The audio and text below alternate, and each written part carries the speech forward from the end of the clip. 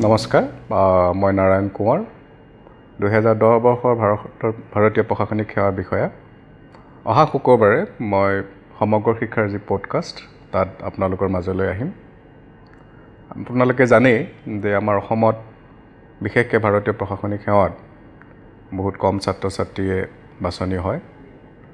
ইয়াৰ বিভিন্ন কিছুমান বিষয় আছে।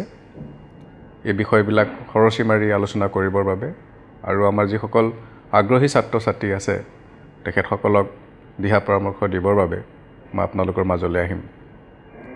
আমাৰ কিছুমান ধাৰণা থাকে যে আমি অসমত পঢ়া শুনা কৰি, অসমীয়া মাধ্যমত পঢ়া শুনা কৰি বা আৰ্থিক দৈন্যতাৰ কাৰণে এনেকুৱা ধৰণৰ পৰীক্ষাত আমি উত্তীৰ্ণ হ'ব নোৱাৰোঁ।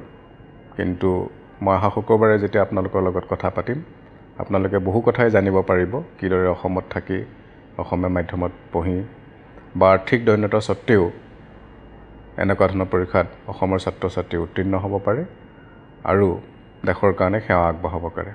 আশা কৰোঁ আপোনালোক সকলোকে লগ পাম।